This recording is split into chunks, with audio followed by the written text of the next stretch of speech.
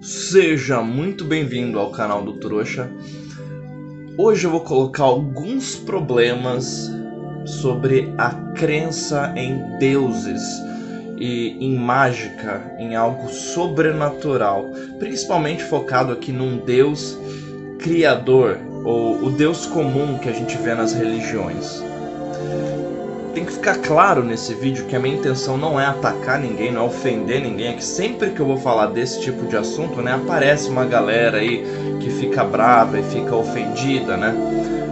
Tudo que eu falo e que eu escrevo pode estar equivocado. Então, assim, se você perceber algum erro na minha fala aqui, você vai estar fazendo um favor em me corrigir, em me refutar. Então não há um apego da minha parte aos conceitos que eu estou fazendo aqui, né? São deduções.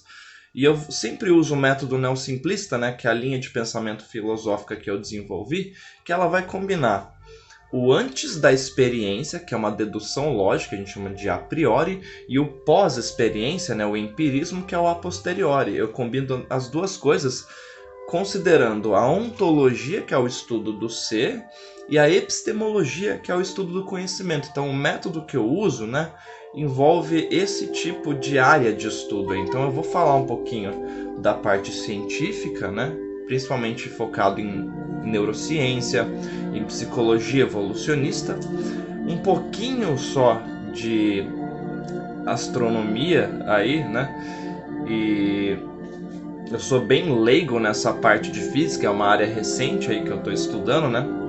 Mas a minha intenção não é te ofender, tá? É buscar a verdade junto com você.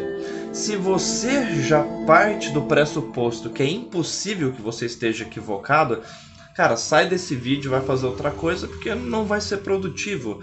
Se você começa um debate sem assumir que talvez você esteja equivocado, já não é uma busca pela verdade, perde-se toda a função aí de você debater um assunto, e é simplesmente alguém querendo impor uma crença, né?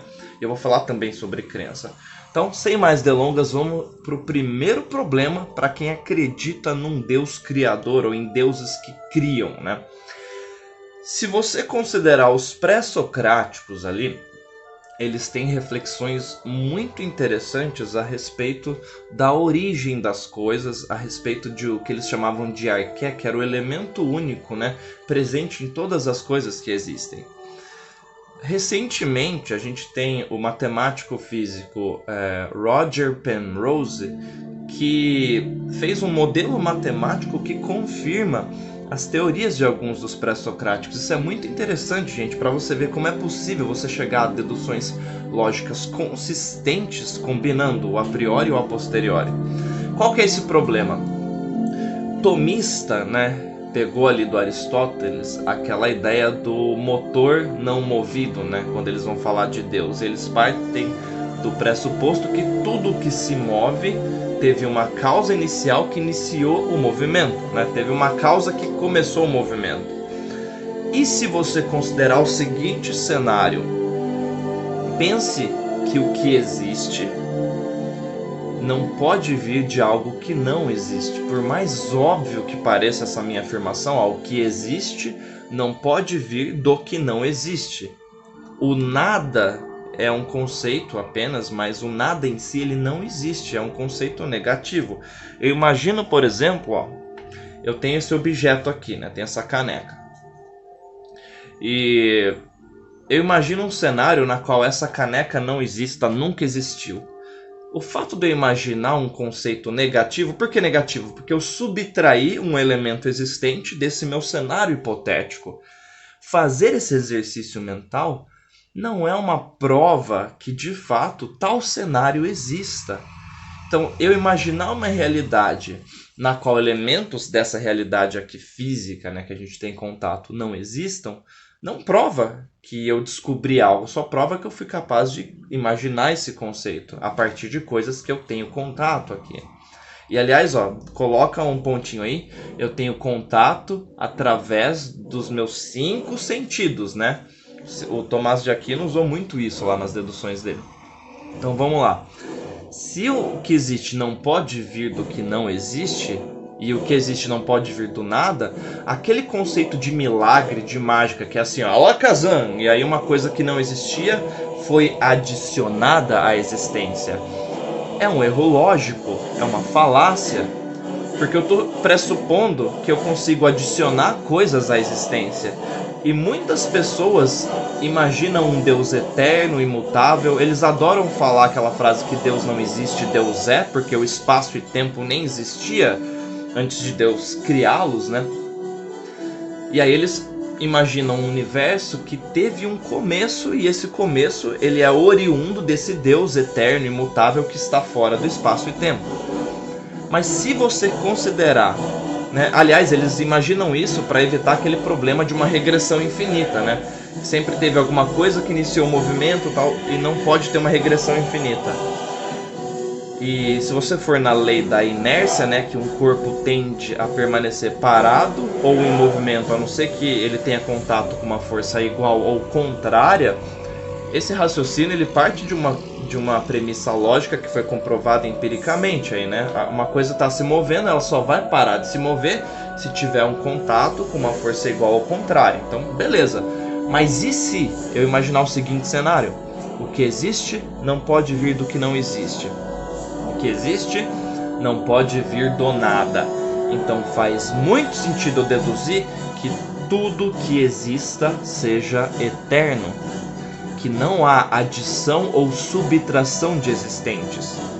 Pensa um pouquinho sobre isso, ó. Tudo que existe em termos de matéria-prima e energia contidas aqui no universo sejam eternas. Considera isso por um segundo, ó. Imagina, não é que você estava lá no Big Bang, na singularidade, mas os elementos que te constituem, que constituem tudo que a gente tem contato no universo, já estavam presentes, sempre estiveram. Da onde que veio isso? Não veio de lugar nenhum, sempre esteve presente nessa realidade aqui. Então, nesse cenário onde tudo é eterno, eu teria um problema. Como que as coisas paradas começaram a se mover sem ter um start inicial? Opa, eu posso considerar um universo eterno, cíclico, em constante movimento, e eu posso considerar isso sendo a característica primária desse universo, ou seja, o universo funciona dessa maneira. Pensa no universo único, tudo sendo uma coisa só, e aí as partículas aí, elas se agrupam e desagrupam, o tempo todo é de infinito, as coisas eternamente fazendo isso, ó. Nesse cenário não houve começo e nem haverá fim. É tudo o tempo todo se movendo. Eu tô falando de um universo onde tudo, absolutamente tudo, sempre existiu. É algo eterno, em constante movimento cíclico. Nesse cenário é completamente desnecessário imaginar um Deus criador, porque não há criação nunca. Quando a gente fala de vida e morte, é a matéria se reconfigurando de uma maneira específica. Então a gente está falando de matéria, troca de energias ali, né? E se desconfigurando, porque está sempre se movendo. Então não há vida, não é um sinônimo de criação de algo, e morte não é um sinônimo de destruição de algo ou de algo que parou de existir.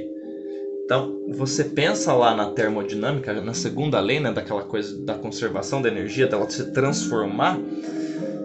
Então a gente simplesmente tem um universo eterno, cíclico, sempre se movendo, e esse mecanismo possibilita as configurações que a gente vê de galáxias, de planetas, eventualmente, de vida. Então esse é o primeiro problema para quem acredita num Deus criador. Ele é desnecessário se você configurar, se você imaginar, né, um universo cíclico em eterno movimento, onde absolutamente tudo que existe sempre existiu. Não há adição e subtração de existentes. Então esse é o primeiro problema.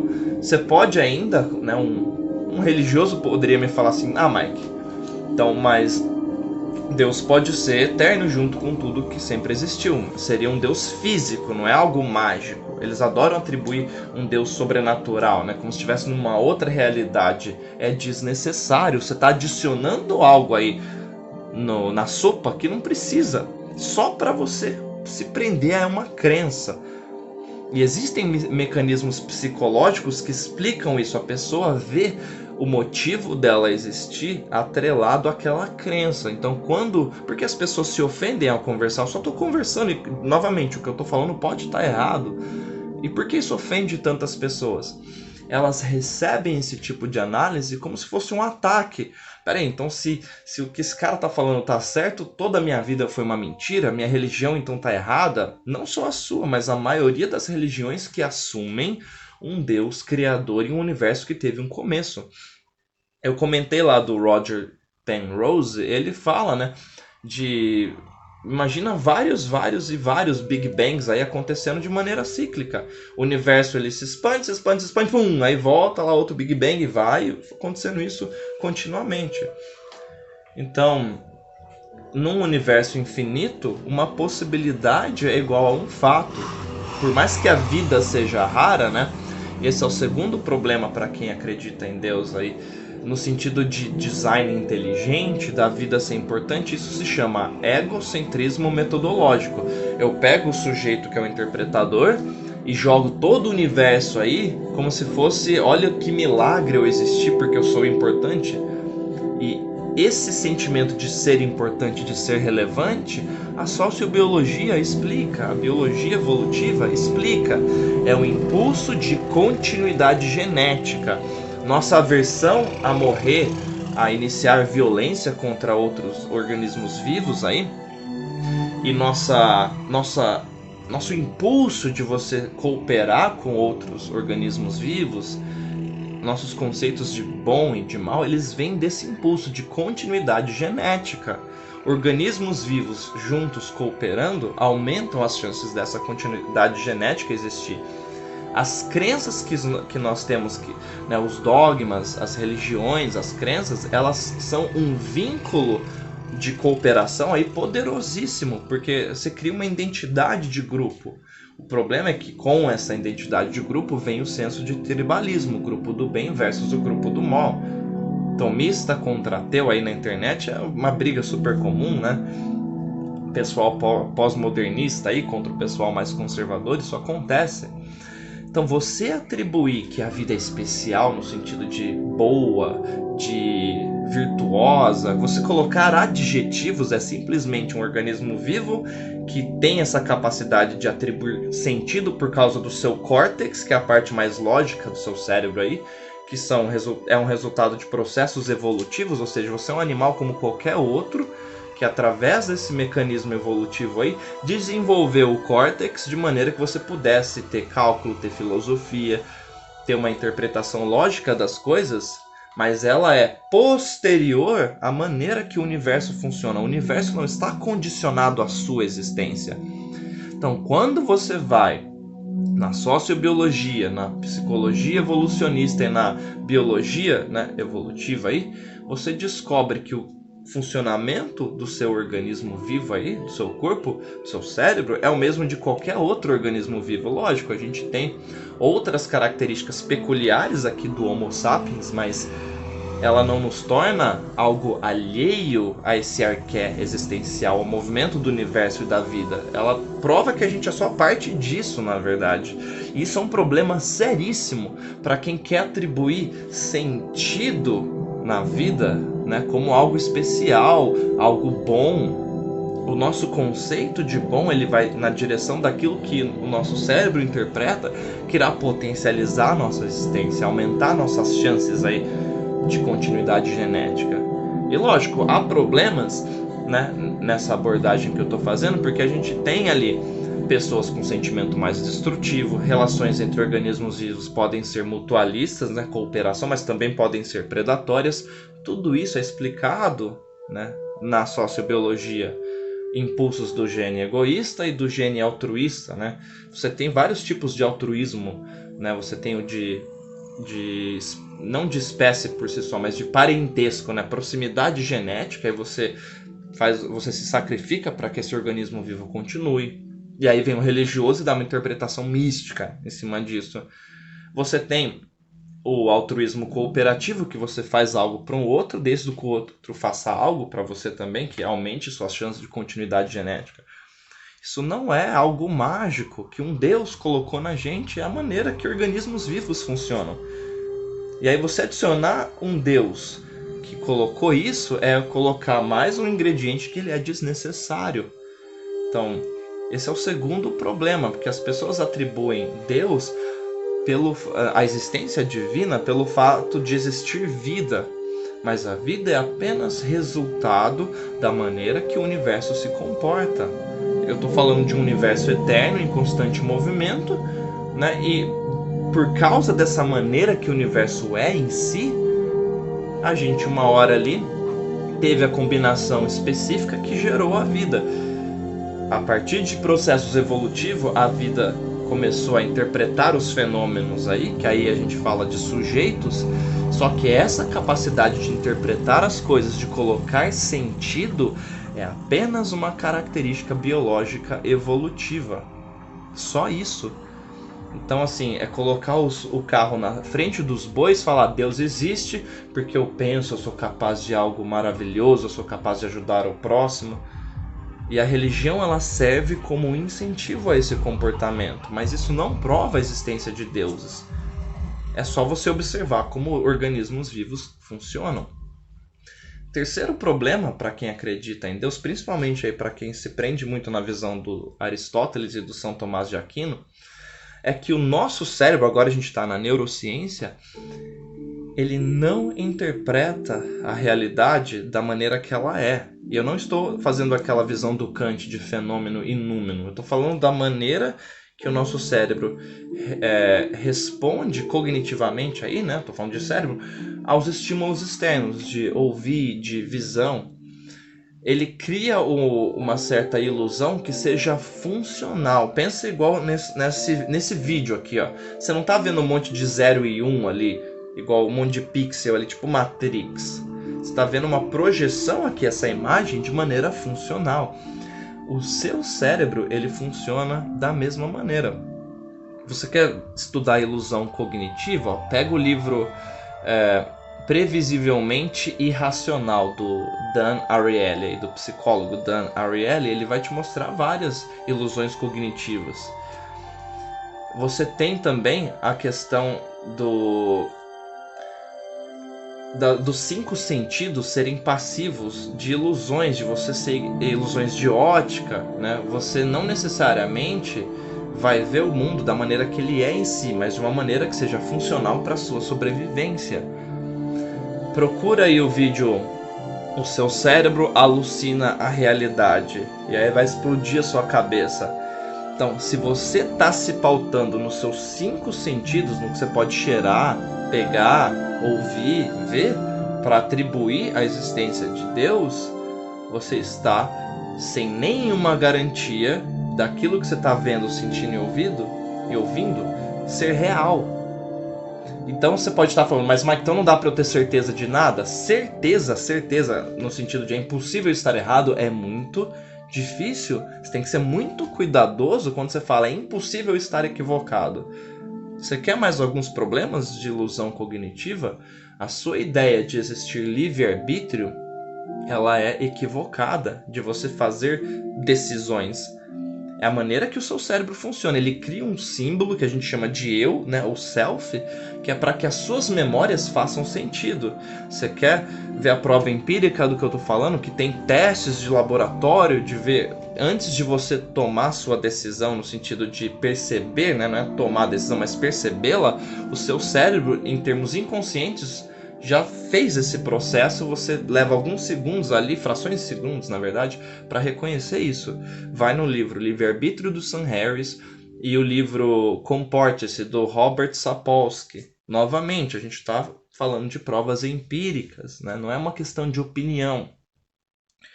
Você tem um outro problema, além dessa ilusão do self. Então, aquelas religiões que falam de um paraíso, caso você faça as decisões corretas, ou de um local de perdição, tipo um inferno, caso você faça a decisão errada, elas estão equivocadas, porque elas partem do princípio que você é o autor, o criador da sua escolha, dos seus sentimentos, dos seus pensamentos. Você apenas os manifesta. Isso você vai ver uma combinação dos seus genes e dos seus estímulos externos. Não há livre-arbítrio. Que é um outro problema, a ilusão do eu aí. O seu cérebro cria esse símbolo para que todas as suas memórias façam sentido. Então é muito difícil ter certeza de qualquer coisa. A certeza que você pode ter não é eu penso logo existo, existe consciência. Você pode ter certeza que alguma coisa ali existe e está ciente disso que está acontecendo.